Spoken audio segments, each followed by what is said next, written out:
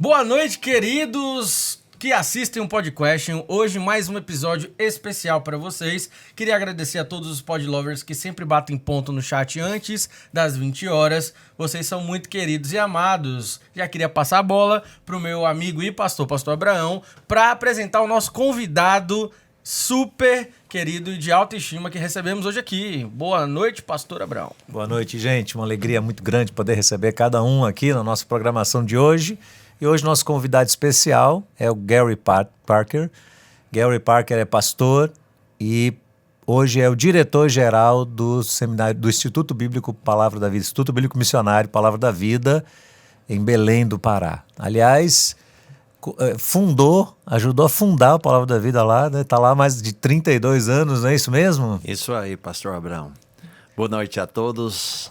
Temos o privilégio de hoje ser o diretor regional da Palavra da Vida no Norte. A nossa escola, Instituto Missionário Palavra da Vida, IMPV. Instituto Missionário Palavra da Vida. E nós realmente servimos lá já há 32 anos. Compramos uma granja abandonada, que hoje, né, é o nosso seminário, também acampamento para jovens, adolescentes, crianças, temos colégio e ainda um trabalho no Amazonas entre os ribeirinhos. Então, Deus tem sido muito gracioso com esse ministério. Maravilha, muito bom. Para a gente é importante tê-lo aqui, para que se possa conhecer um pouco melhor. Gary tem 55 anos de idade. 57. 57 anos, é esposo de Sandra Parker, né? O nome dela é Sandra ou Sandy? Sandra mesmo. Sandra, né? mesmo. Eu chamo ela de Sandy, né? Sandy. Mas Sandra em português, né? É melhor do que Sandy, né? Então... Isso. Okay. Já ia perguntar se você era o Júnior. Vocês têm 3 filhos, né? Já casados, todos eles, e 3 netos já. 3 filhos e 3 netos, pela graça do Senhor, né? Uma tropa muito, muito bonito, muito lindo. Graças a Deus, todos puxaram a mãe, então os filhos são lindos. E os netos também. A gente louva a Deus pela família que Ele nos deu. Pronto. A nossa conversa com ele hoje vai girar em torno de um assunto que eu considero muito importante, que é a questão do aconselhamento bíblico no meio das famílias. Nós temos visto muitas famílias passando por crises muito grandes, por problemas sérios de relacionamento interno, em especial pais e mães perdidos em relação à criação dos seus filhos, não é? Então ele foi convidado para estar aqui conosco, esteve na Escola de Pais dando 2 seminários bastante importantes, falando quantos pais nós tínhamos lá, mais ou menos, perto de uns 500 pais, mais ou menos, pais e mães, não é? Por aí. E dada a importância desse assunto, a gente tem visto assim uma geração que está bastante perdida nessa questão de criar filhos, não é? Tem sido muito complicado criar filhos. E você fez uma declaração ali que eu achei interessante. Você disse assim, vocês que estão criando filhos adolescentes, como é que é? Meus péssimos. Meus péssimos. Mas fala um pouquinho sobre a sua especialização, qual que é a sua área de atuação dentro do ministério. Então, eu fiz um bacharel em teologia com ênfase no ministério pastoral, fui para o campo missionário e durante muitos anos nós, né, ensinamos, preparando, né, missionários para o campo, pastores para a igreja e coisas assim. E sempre a gente perguntava para os nossos alunos qual matéria mais relevante para você, qual matéria que não serviu muito. Isso depois eles iram para os estágios, ministério, tudo isso. E qual a matéria que você sentiu falta? E os alunos sempre respondiam, a matéria que eu mais senti falta é na área de aconselhamento. A gente sente bem pregando, né, falando em público, ensinando e fazendo isso, mas a gente fica hospedado em casas com pessoas que querem saber respostas reais de perguntas que eles vivem no dia a dia. E então a gente reconhecia que era uma lacuna no nosso currículo, no seminário, né, uma matéria sobre aconselhamento pastoral, aconselhamento bíblico. Só que na nossa equipe a gente não tinha ninguém que sentia-se qualificado para dar essa matéria. Então, eu simplesmente senti cansaço de ouvir ano após ano e diz, então eu vou tentar resolver isso. E eu sentia essa mesma situação na minha vida. Sentia bem no púlpito com o microfone na mão. Mas aí você está de frente de alguém que tem um problema real, ao vivo, que você precisa tratar. Como é que eu vou tratar? Então, equipe crescendo, escola crescendo, mais pessoas, mais problemas.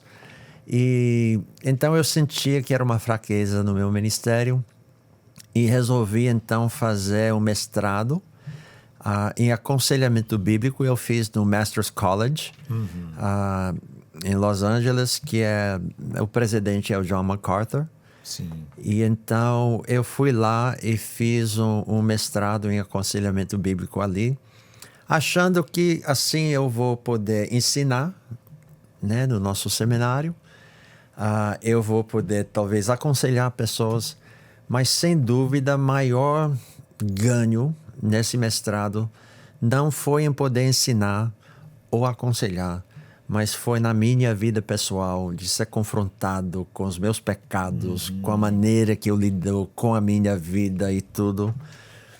Foi uma escola muito confrontadora na minha vida pessoal e Deus usou muito esse treinamento na minha vida da minha família.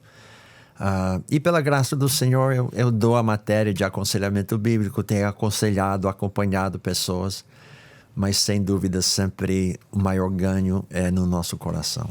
Para a gente poder encaixar bem esse assunto dentro daqueles que estão nos ouvindo, né? Aqueles que acompanham esse programa, qual é a diferença entre o aconselhamento bíblico e a terapia? E eu digo isso porque a gente vê uma junção de ideias que às vezes se misturam tanto que a gente não consegue definir o que é o quê, tanto dentro de consultórios como dentro de igrejas. Sim. Então, existe alguma diferença entre esse formato de aconselhamento bíblico que você fez, estudou, fez o mestrado, e a terapia? Eles são parceiros, eles são rivais? A gente utiliza parte de um e parte de outro. Como é que isso funciona na prática? Então, nós temos algumas coisas em comum, né? O que nós temos em comum? Nós temos em comum o desejo de ajudar pessoas, né? Tanto a terapia quanto o aconselhamento bíblico tem o alvo primordial de ajudar pessoas com seus problemas não físicos, não orgânicos, né? Não somos médicos, né? Então, mas nós entendemos que o ser humano é mais que um corpo, que ele tem uma alma, que ele é o espírito, ele tem o parte não físico, e que o físico e o não físico, eles são interligados, né? Nós somos uma pessoa, que nós somos físico e não físico ao mesmo tempo, e nós temos problemas físicos que afetam o não físico acaba muitas vezes afetando o físico, né? Então, mas em aconselhamento bíblico nós reconhecemos, também na psicologia reconhece que o nosso papel é focar no não físico do homem, né? Então, você tem um problema de coração, vai procurar um cardiologista, né? Nós não mexemos com os problemas orgânicos. Então, nosso foco é ajudar pessoas com seus problemas não físicos. Tá? Nós temos isso em comum. Também temos em comum o fato que tanto o psicólogo, o terapeuta, quanto o conselheiro bíblico, o instrumento principal dele é palavras, né? O nosso instrumento é o falar, né? Nós aconselhamos, nós falamos com pessoas, nós ouvimos os seus problemas, procuramos entender seus problemas e nós oferecemos soluções através, né? O instrumento de trabalho que nós temos não é uma faca, não é um estetoscópio, né? É a nossa boca, aquilo que nós falamos. Então procuramos ambos a ajudar pessoas com seus problemas não físicos através de palavras. O que nós temos que diferencia, né? Então, o aconselhamento bíblico, ele é baseado na Bíblia, como ele diz. Ou seja, o que direciona a nossa fala é o que está na palavra do Senhor.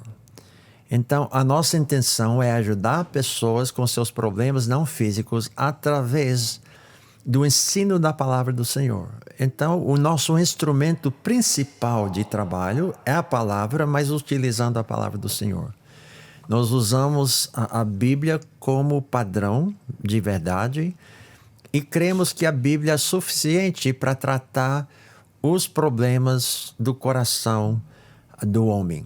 Né? Seus problemas não físicos, eles podem ser resolvidos através do ensino da palavra do Senhor. Então, somos convencidos da suficiência da palavra do Senhor para lidar com esses problemas.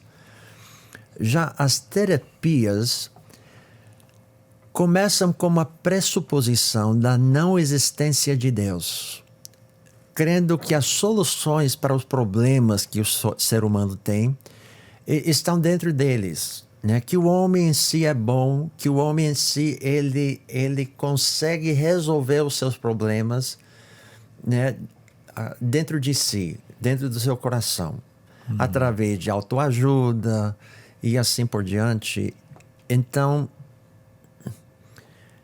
procura resolver os seus problemas sem envolver Deus no jogo. Né? Então, se a gente olha para as raízes de psicologia, todos os pais da psicologia, Freud, Maslow, Skinner, todos eles são ateus. Todos eles negam a existência de Deus. Então, todos os seus ensinos partem dessa pressuposição. Né? Então, nós entendemos que nós temos isso de diferença. Né? Temos coisas em comuns, mas temos coisas que nos separam em termos de soluções. Né?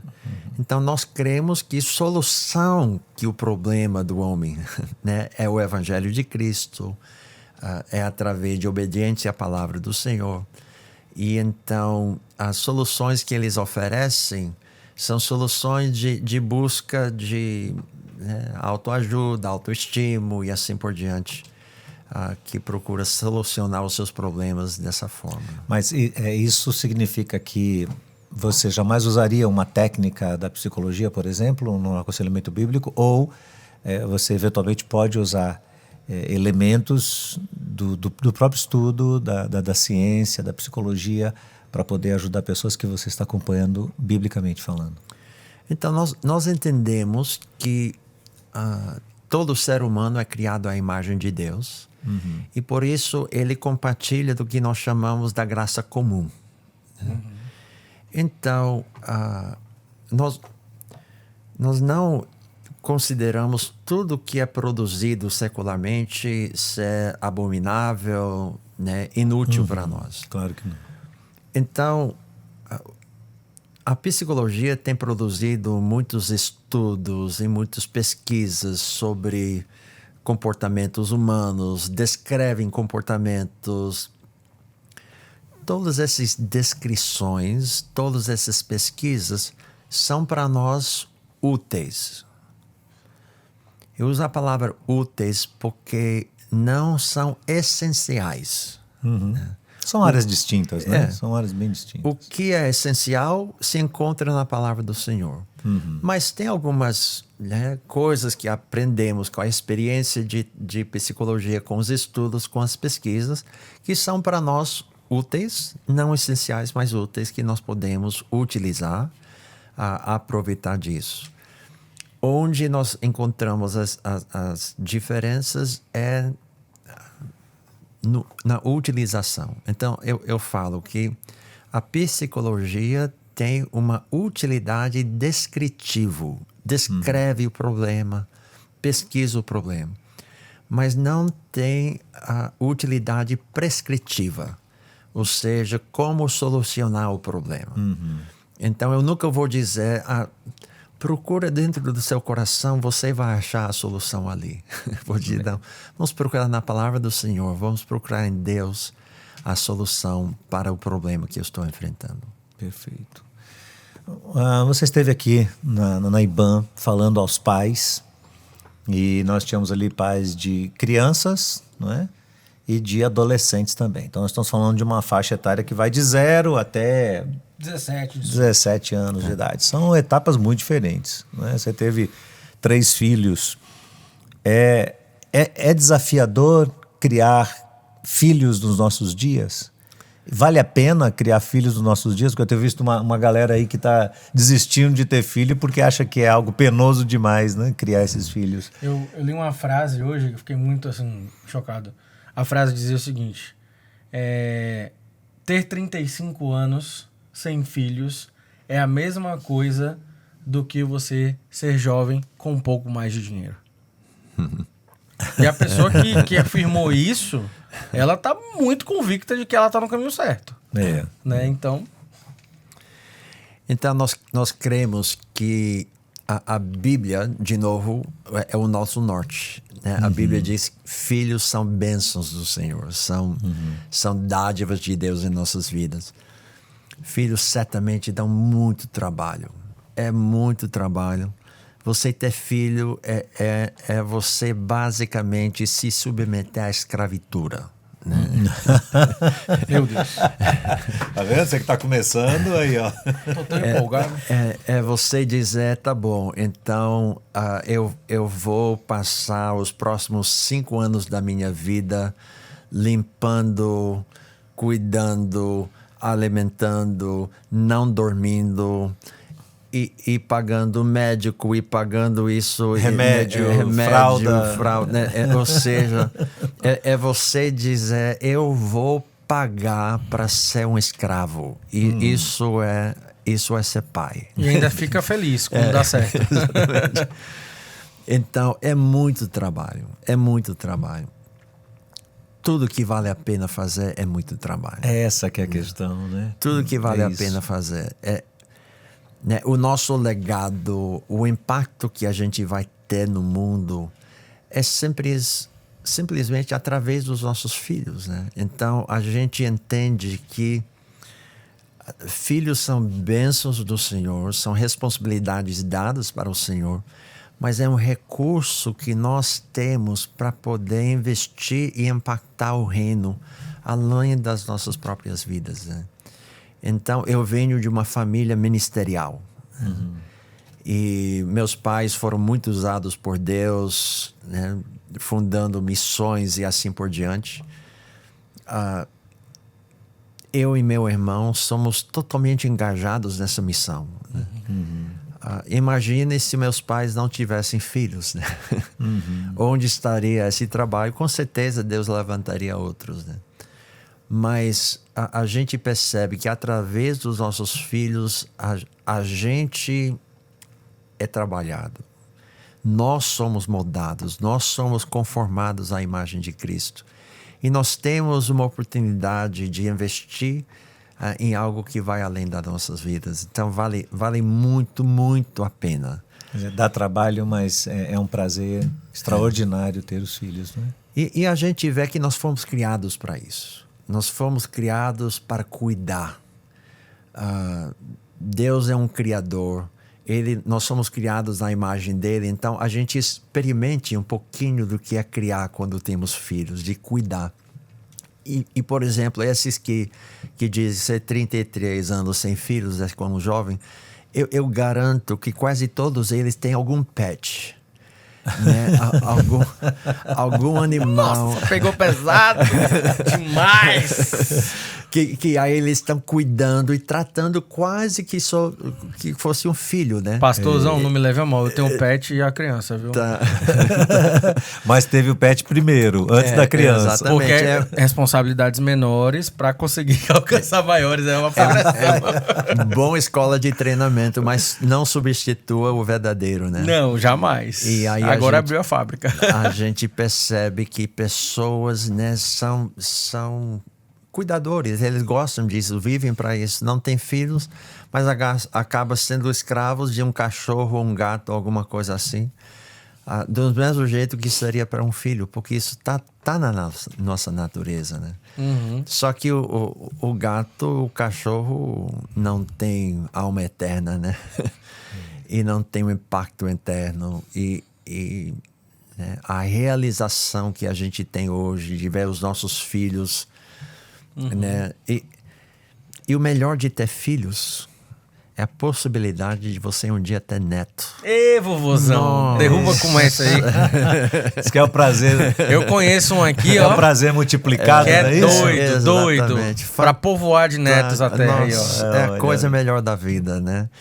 Neto é filho com açúcar, então é fantástico você... É o ônus sem o bônus? Ou é o bônus sem o ônus, pastor? Exatamente, você cuida, você, né, estraga, você dá tudo, né? Abraça, faz o que pode. Quando ele começa a chorar, você entra e fala, pega que é Entra e seu. diz, esse é seu, né? Quando ficou doente, cuida do Cuide seu aí, filho. leve aí, lá né? na Quando tá emergência. feliz, traz para mim, né? Então, essa fase da vida é muito, muito boa. Que hoje meus melhores amigos são meus filhos, né? Eu tenho filhos que me amam, eu amo muito eles e somos muito próximos. E posso dizer que hoje meus melhores amigos são os meus filhos, né? E curto meus netos, né? Isso não acontece se você não se submete à escravatura paga, né? Que é ter filhos. Então, vamos a algumas perguntas que surgiram, né? Eu queria voltar a uma pergunta aqui lá no nosso seminário com os pais. Você respondeu, mas eu quero tratar ela de novo, né? Quando a gente tem o desafio de criar filhos e eles estão chegando aí, vamos falar primeiro, eu vou começar pela adolescência, depois eu vou voltando atrás. A gente está vivendo uma geração de muita confusão na mente de adolescentes e de crianças a respeito da sexualidade. E em um tempo desse nós ouvimos aqui o Lourenço Stélio falando sobre voltar ao padrão matricial do Gênesis, o que eu achei muito apropriado e muito interessante, porque a grande insatisfação na alma de adolescentes, esse estado às vezes de angústia e de ansiedade que muitos têm vivido, depressão e tudo, deriva justamente do fato de estar enveredando por um caminho diferente da matriz, do padrão matricial, não é?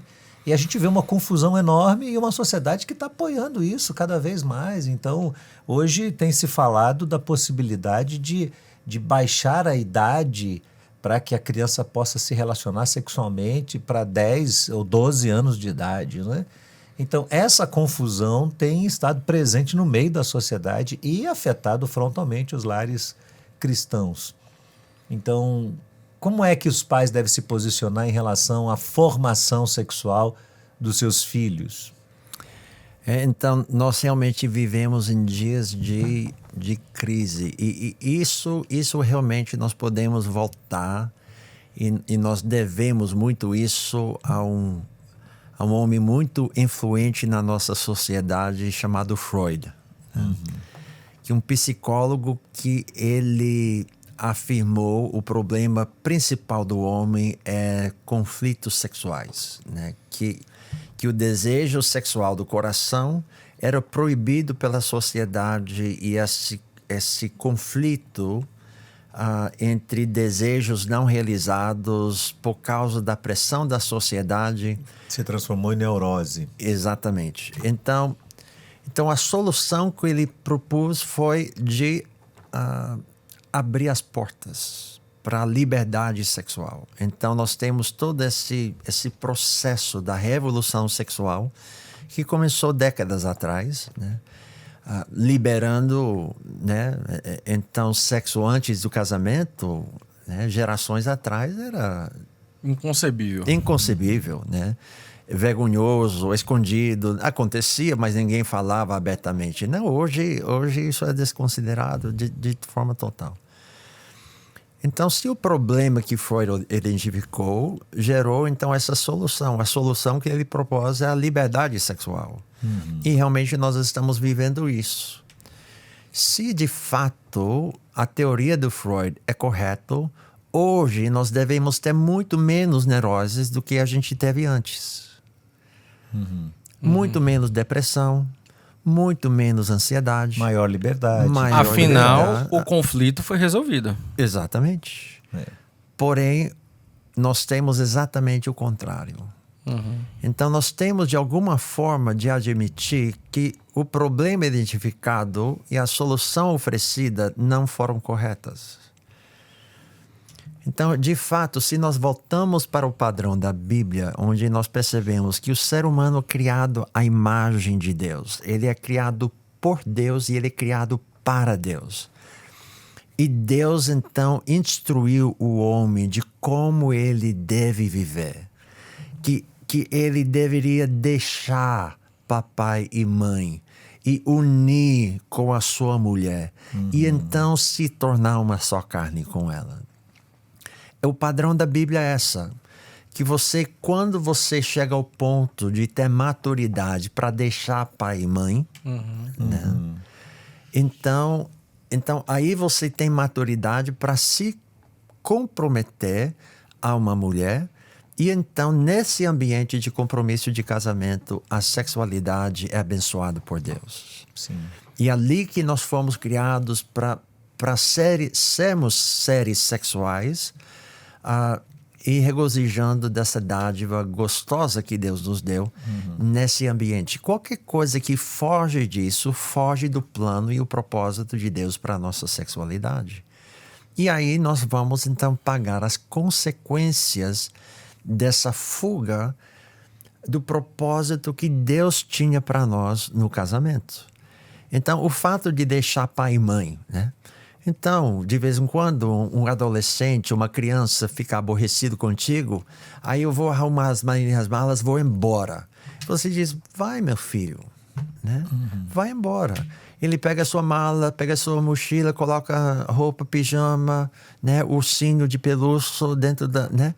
Ele sai de casa, mas a fome bate, ele volta. Ele sabe que eu não consigo me cuidar ainda. Eu preciso dos meus pais. Então, enquanto uma pessoa ainda está precisando de papai e mamãe na vida, ele não está pronto para casar. Então, ele deixa pai e mãe, ele chega na cidade em que ele tem a maturidade física, emocional, intelectual, para ele viver com o seu emprego, com a sua casa, independentemente do seu pai. Ele convida uma pessoa a passar essa vida junto com ele para ele poder constituir uma família. E nesse ambiente, Deus abençoa a sexualidade. Então, a gente tem que entender que o padrão da Bíblia é essa.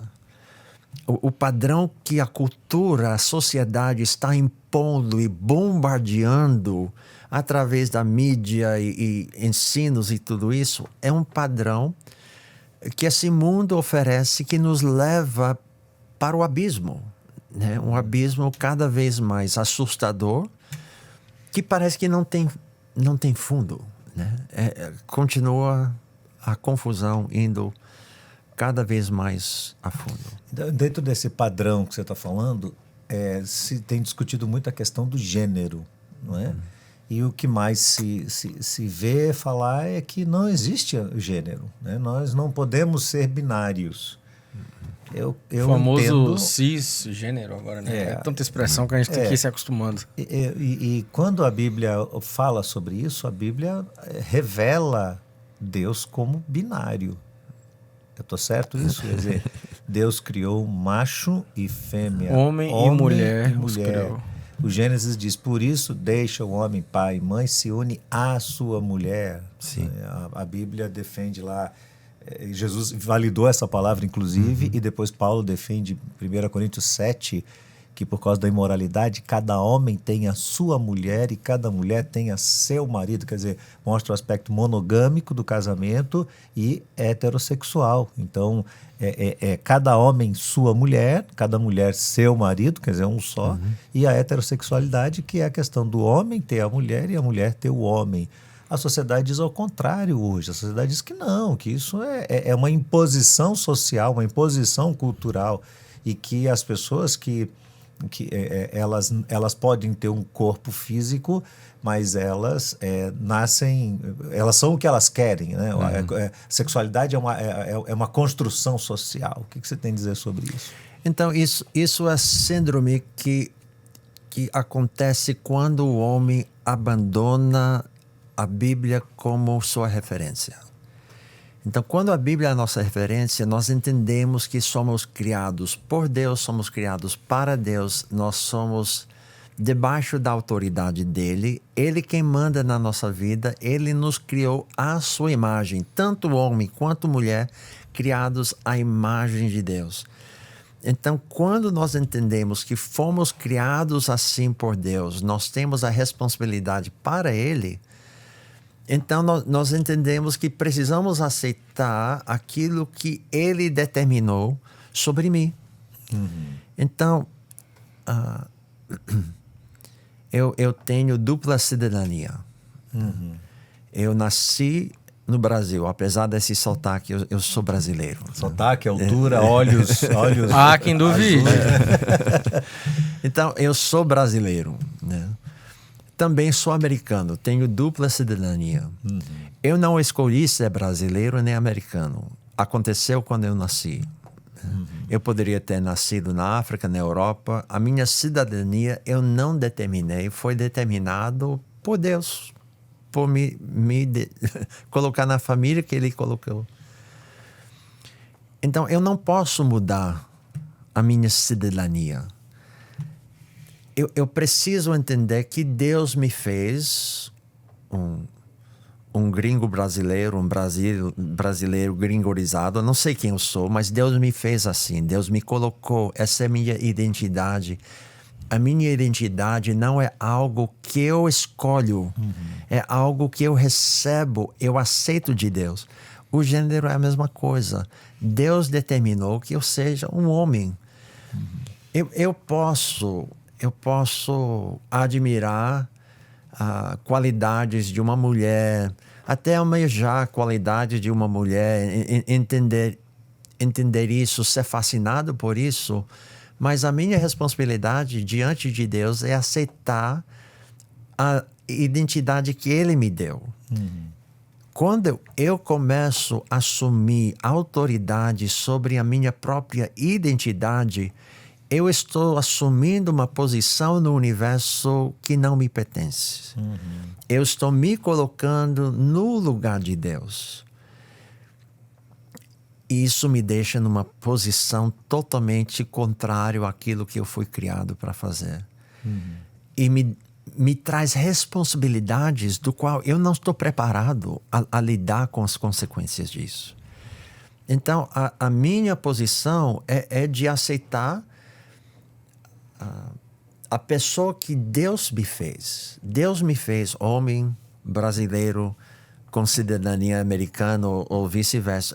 É a pessoa que Ele me fez. Eu não posso mudar isso. Eu preciso entender e me submeter, confiar que Ele me fez assim para a sua glória.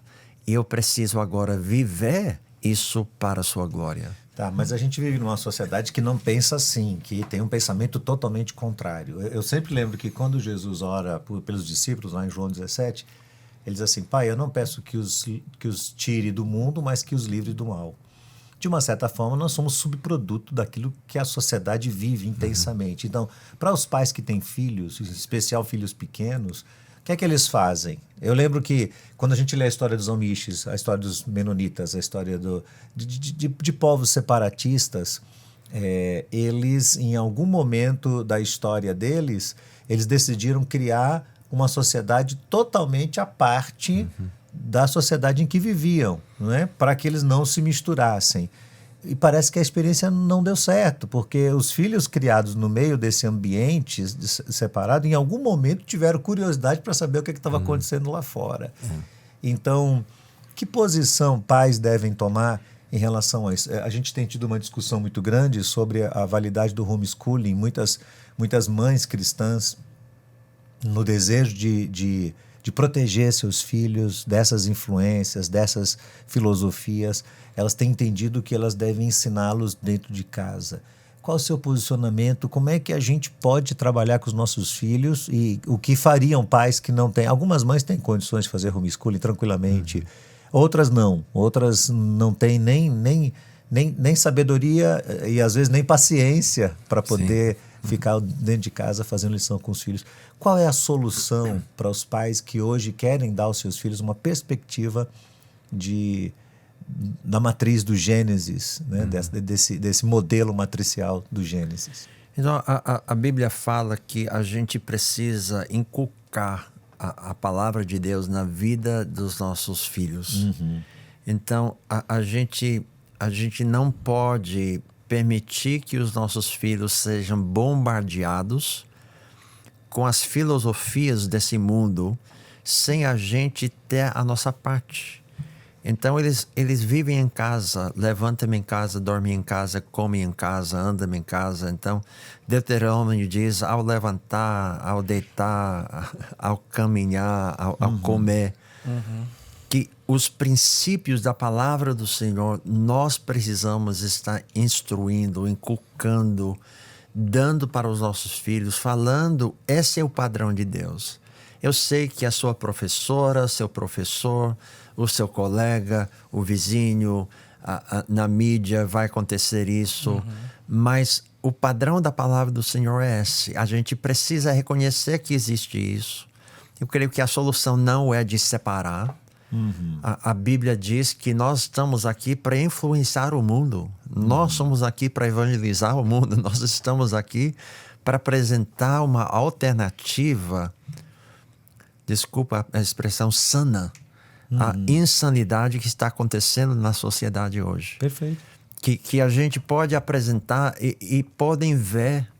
Nós é uma família estabelecida, uma família onde há respeito entre homem e mulher, né? Há amor dentro da família, há filhos que amam seus pais, pais que amam seus filhos, que há respeito no meio da família. Um padrão de família que todo mundo sonha e almeja, mas não alcança, porque está procurando ser egoísta no meio da família, em vez de amar e servir uns aos outros. Então, se nós apresentamos um padrão bíblico, nós vamos acabar influenciando muito mais o mundo do que se a gente separa, ou muito menos se a gente aderir àquilo que o mundo está apresentando como padrão. Então, precisamos manter o padrão bíblico, ensinar o padrão bíblico, insistir no padrão bíblico no contexto da nossa família, e então evidenciar esse padrão bíblico, né?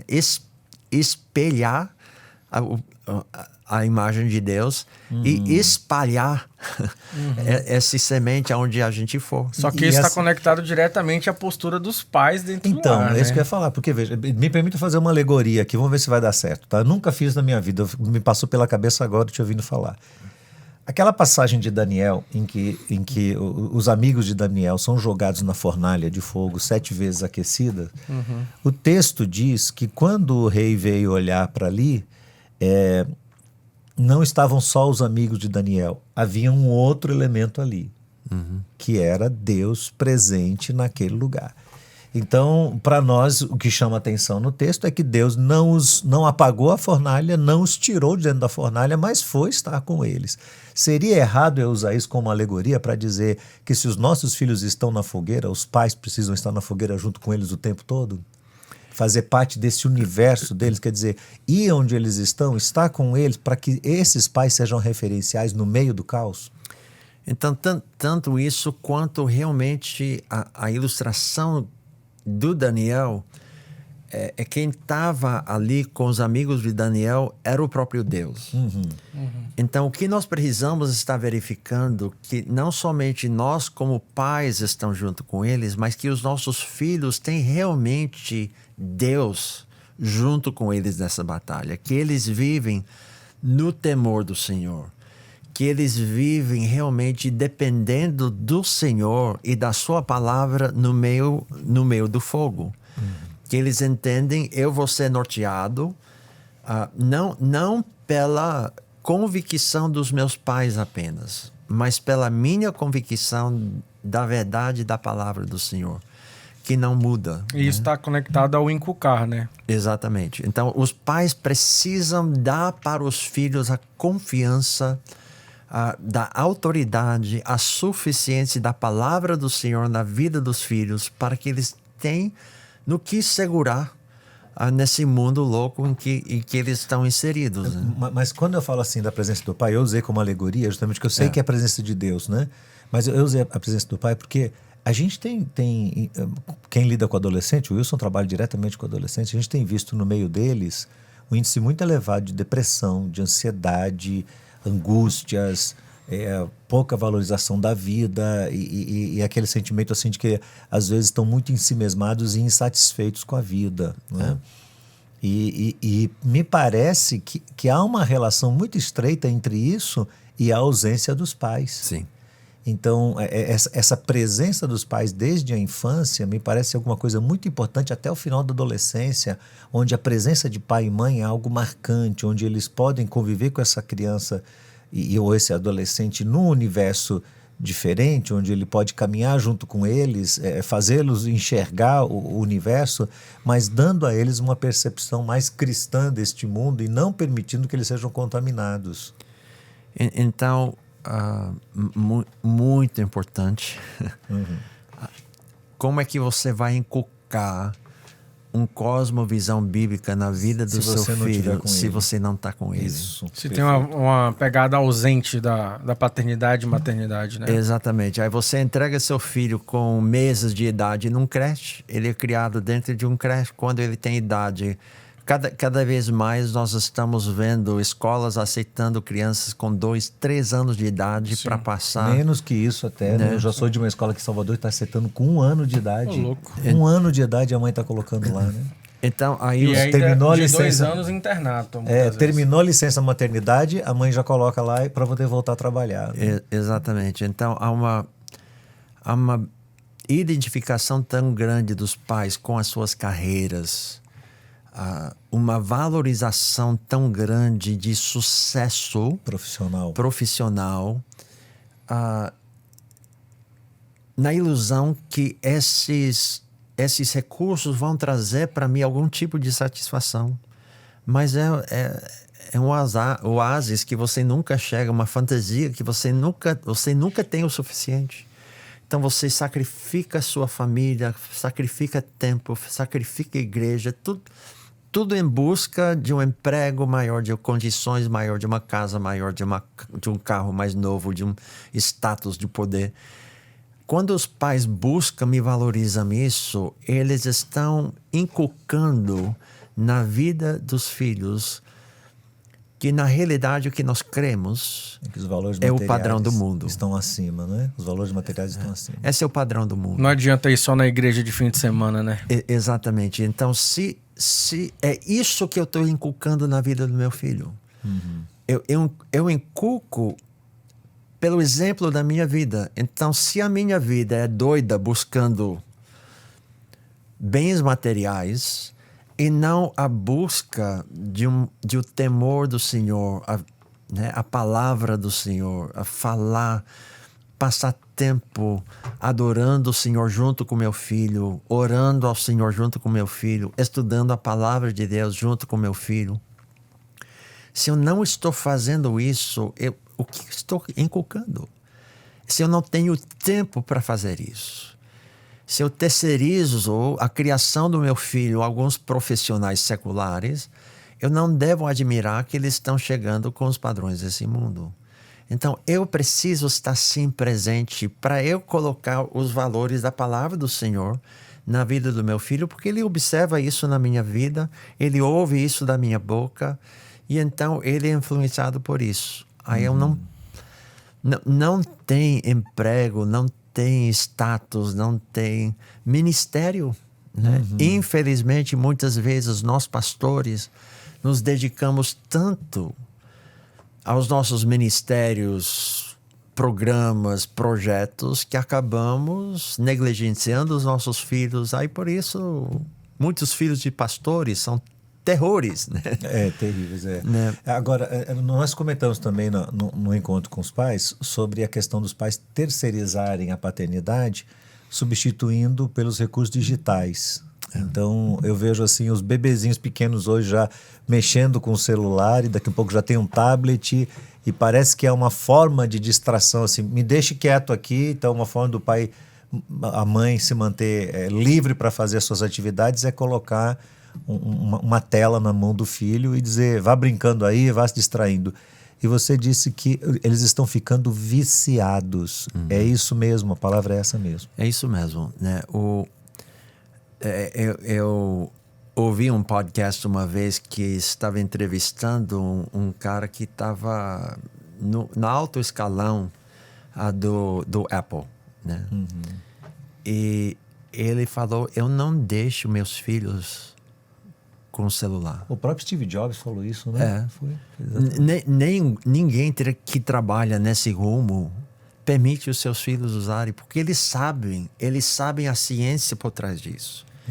Eles sabem que, né, esses estímulos... As sinapses, né, cerebrais. Eles estimulam demais o cérebro ao ponto que causa danos reais na formação, né, no fechamento. Então, nós estamos literalmente danificando o cérebro dos nossos filhos através, né, desses aparelhos, dessas imagens que são projetados para realmente deixar os nossos filhos viciados.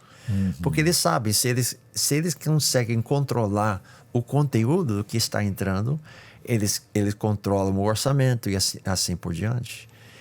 A própria, não sei se você já chegou a ver isso, pastor, Sociedade Brasileira de Medicina, ela finalmente, não faz tanto tempo, assumiu uma posição que até os 2 anos de vida é extremamente prejudicial que um bebê entre em contato com qualquer tela. Até eles tiveram que dar o braço a torcer nisso. Mas quando perguntaram pro Gary hoje com quantos anos ele daria, ele diz de 18 a 21. 18 a 21, né? Realmente, o cérebro do ser humano, ele chega ao ponto de amadurecimento mais ou menos nessa época, de 20 anos. E isso, né, fisiologicamente também está comprovado pela ciência. Exatamente. Então enquanto temos a formação dos cérebros acontecendo, é perigoso. Eu não estou dizendo, né, ao ponto de não poder assistir nada, ter nada, mas gastar horas e horas e horas expostos a isso. Descontrolado naquela timeline sem fim. É muito, muito prejudicial, muito perigoso. E realmente, para ser sincero, geralmente acontece pela preguiça dos pais. A realmente gastar tempo conversando com os filhos. Brincando, tendo atividades físicas. Lendo para os seus filhos. Puxa, se eu tinha uma coisa que eu gostaria, se eu pudesse voltar, deixa eu te falar, você tem uma filhinha agora de 2 meses, não é? Me conte. Livro, leia histórias para ela. Como isso é importante, rapaz. Desenvolve o imaginário da criança, amplia os horizontes dela, ensina de uma forma subliminar e lúdica. É impressionante o que a leitura pode fazer pelas crianças, né? Então, eu faço isso com meus netos, né? Sempre, todo aniversário, eles ganham livro. Olha, eu tô um pai babão, mas você tá um vovô babão retado. Eu preciso te dizer isso.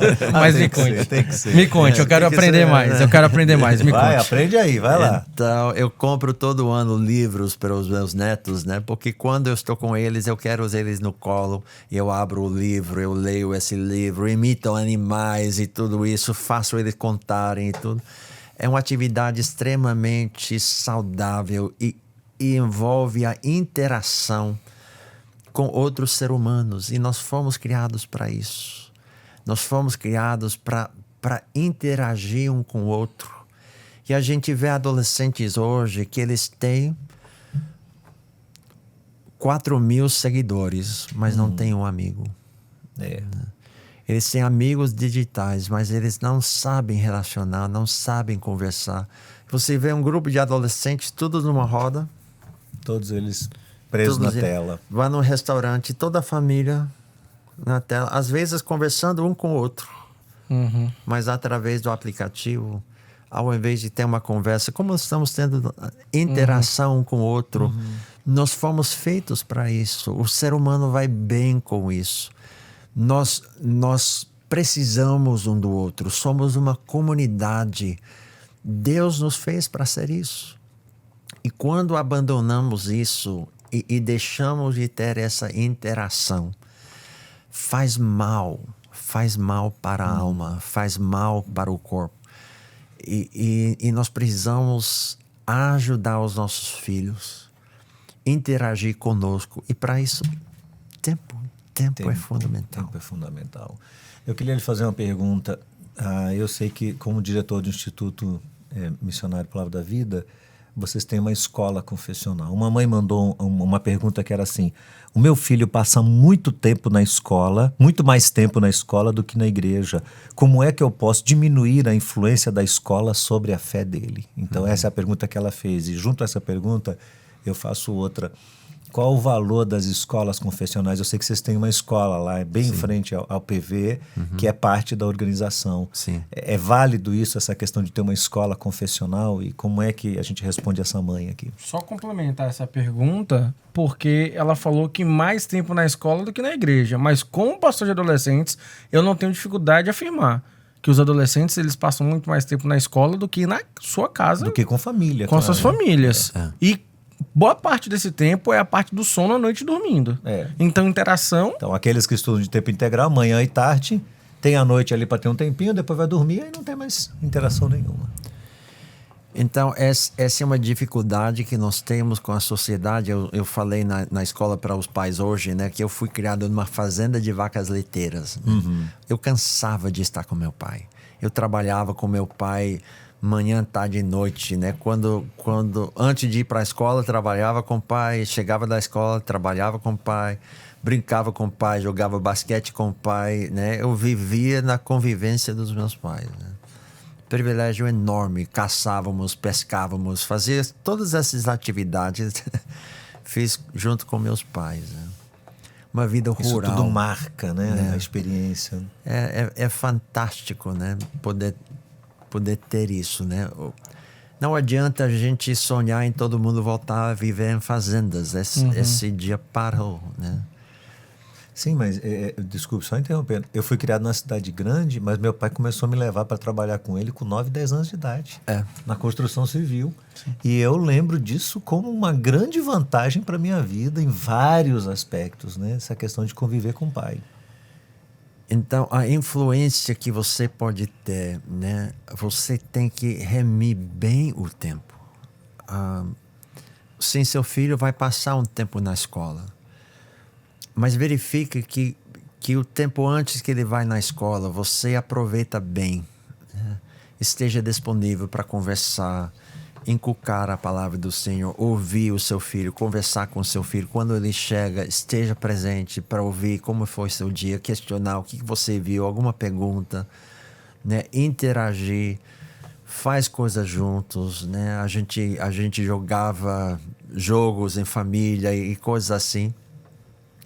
Aproveita muito bem finais de semana, onde você tem um tempo maior para brincar juntos, para ter um tempo em família juntos, congregar na igreja juntos. Às vezes, essa é uma coisa que a gente precisa ter muito cuidado, né? A igreja, muitas vezes, vê final de semana é o melhor tempo que a gente tem para trazer os filhos para a igreja. Mas sempre que a gente traz os filhos para a igreja, a gente acaba tirando eles, mais uma vez, do lar deles. De casa. Do lar dos casos, né? Então, a gente precisa ter cuidado para isso, né? Agora, melhor estar na igreja do que estar nos aplicativos. Então, porque a situação está caótica, né? A situação, realmente, a gente precisa entender que... né? Então, a gente precisa aproveitar bem o tempo que nós temos. Investir intencionalmente, né? Os pais precisam investir tempo intencional com os filhos. A gente sempre diz, tudo que é importante entra na sua agenda. Horário que você vai chegar no trabalho está na sua agenda. Horário que você vai consultar com o médico está na sua agenda. Você importa com o horário que você vai ensinar a Bíblia para o seu filho?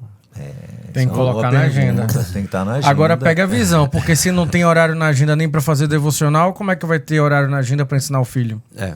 Começa de baixo, né? A base, né? Exatamente. Então, o que é importante na sua vida precisa entrar na sua agenda. Então, coisas que são importantes para mim estão na minha agenda. Aí custe o que custar, eu tenho obrigação, eu tenho compromisso nesse horário. Então, quando meus filhos estavam em casa, eu agendava final de semana que a gente ia sair. A gente ia passar um sábado. Esse sábado eu vou pescar com meu filho. Eu recebia convite para... Essa aí é bem gringo, né? Então, não tanto. Lá no Pará... O povo gosta de pescar? Não. Como o povo gosta de pescar? Esses caras que nascem na cidade grande não têm ideia do que não. Não, eu tenho um amigo que só gosta de pescar. Eu não entendo ficar lá parado, mas tudo bem. Então, também não é pela pescaria, é o tempo junto, né? Perfeito. Então, tinha programado alguma coisa com os filhos. Aí depois eu recebi um convite para pregar numa conferência, alguma coisa assim. Eu falava, não, me desculpe, eu já tenho um compromisso. A agenda já está preenchida. A minha agenda está cheia. Aí às vezes eles insistem, não, mas a gente quer tanto ter você aqui. Será que a gente consegue negociar com a outra igreja que você tem compromisso para eles abrirem data e tudo? Eu disse, não, realmente o meu compromisso não é com a outra igreja. O meu compromisso é com meu filho. É isso mesmo. Deixa sem graça, né? Então, aí eu digo, né, ou com minha esposa, né? Então, eu tenho que priorizar aquilo, senão um dia eu não vou ter autoridade para ser convidado para pregar em palestra sobre o filho. Onde quer que seja, eu vou perder a autoridade porque os meus filhos vão estar longe. Então, enquanto os seus filhos estão em casa, aproveita aquele tempo. Você vai ter... A sua vida é longa, provavelmente, né? Então, meus avós morreram com 99 anos. Daqui umas semanas eu vou celebrar os 90 anos do meu pai junto com ele. Então, ele ainda muito ativo no ministério. Eu vou ter uma vida longa. Eu tive o privilégio de ter meus filhos em casa ao longo de um período de mais ou menos 25, 27 anos, né? Desde o primeiro nascer até o último sair de casa. É uma fatia curta da minha vida. Agora eu tô com o ninho vazio. Eu vou ter muito mais tempo sem filhos em casa do que com filhos em casa. Agora, o legado que você curte para essa vida toda, né? Você investe naqueles anos formativos que os seus filhos estão em casa. Tem que aproveitar bem disso. Muito bom. E trabalhar com a formação, né? Então, homeschool, você perguntou sobre homeschool. E sobre a escola confessional também. Então, homeschool, eu creio que é uma opção válida, desde que você tem qualificação para fazer isso, você tem tempo, você tem paciência, você tem condições de fazer isso. É uma alternativa que tem sido muito bem sucedido em várias gerações ao longo dos anos. Em vários países isso tem sido muito bem aceito. Então, é uma alternativa para as famílias que têm esse privilégio, essa opção de fazer. O Wilson tem essa pegada, né? Tem essa pegada. Não é para todos. Não é para todos. Exato. Então, escolas confessionais também é uma outra alternativa excelente. Nós tivemos o privilégio de ter os nossos filhos numa escola americana que tinha ali em Belém. Então, era uma escola confessional. Mesma escola onde eu estudei até a 3ª série, né? Então, meus filhos formaram de lá. Essa escola ajudou muito na formação espiritual dos meus filhos, né? Meus filhos estão andando com o Senhor porque a escola teve uma influência muito grande na vida deles. Então, isso é importante. Isso é muito raro de se ouvir. Né? E nós louvamos a Deus pelos professores que investiram na vida dos nossos filhos. Sensacional. Né? Então... ter professores crentes faz toda a diferença. Né? Então, uma escola confessional que realmente tem uma cosmovisão cristã. Né? Não seja apenas cristã em nome e pagã em currículo. Né? Mas que, de fato, né, tenha professores crentes que estão ensinando uma cosmovisão cristã que tem Deus no centro do universo, como o Criador do universo, como... né, o propósito do universo e não focado no ser humano. Perfeito. Então, tem essas alternativas. nem sempre você tem condições ou oportunidade para fazer isso. Mas se seu filho está na escola pública, ele vai ser exposto a muita coisa. Eu fui para a escola pública a minha vida toda. Depois da terceira série, fui para a escola pública, fui exposto a tudo que você consegue imaginar. Mas meus pais estavam sempre comigo, né? Com uma contrapartida, me ensinando realmente o que a nossa família crê, me levava para a igreja, onde isso era reforçado, onde isso era vivido. E então eu na escola tive uma postura diferente. Então isso é importante. Nem todo mundo pode fazer homeschooling. Nem todo mundo pode fazer escola confessional. Mas a presença dos pais é imprescindível. Homeschooling, você vai ter presença a rodos, né? Não, eu até acho que a pessoa tem que tomar cuidado, porque às vezes ela se preocupa em estudar a matéria, mas prejudica tanto a relação mãe e filho ou pai e filho, que não vale a pena. Né? Por isso que tem que ter um nível de maturidade emocional. Eu tive um amigo meu que dizia que toda vez que ele ia estudar, ajudar o filho nos deveres de casa, ele tinha altos conflitos, ele batia no filho porque ele não tinha paciência para cuidar, entendeu? Então prejudicou muito mais do que ajudou, né? Então a gente tem que se conhecer as realidades que Deus nos deu e fazer o melhor possível dentro do ambiente que Deus nos colocou. Deus não nos chama para ser o que o outro foi. Deus nos chama para ser fiel com aquilo que Ele nos deu. Perfeito. Nós somos mordomos com as circunstâncias que Ele permitiu em nossas vidas. O que Ele espera de nós é sermos fiéis com os filhos, com as situações que nós temos. Maravilha. Perfeito. E nem vimos o tempo voar. Olha, rapaz, passou. Uma hora de transmissão aqui. Queríamos muito agradecer ao senhor Pastor Obrigado Guerin pela oportunidade. por estar aqui conosco. É uma nova fase, por exemplo, de vida para mim. Então eu fico assim, meu Deus, não posso perder nada. Mas muito desafiador, né? Eu tenho acompanhado há alguns anos adolescentes. E eu sei que lutas vão e vêm. Mas eu acredito sim que em algumas áreas as lutas são mais intensas hoje. Pelo menos elas se aparentam mais evidentes, né? E é sempre uma grande preocupação. E nós percebemos que adolescentes que mais estão propensos à queda ou a nem suportar lidar com tudo isso são aqueles que não têm base no seu lar da palavra de Deus. Ou que foi negligenciado, né? A gente costuma brincar e falar, né? Que eles são meros espelhos do que eles encontram em casa. Ou não encontram, né? Então, acho que essa palavra trazida pelo Senhor, ela é muito oportuna.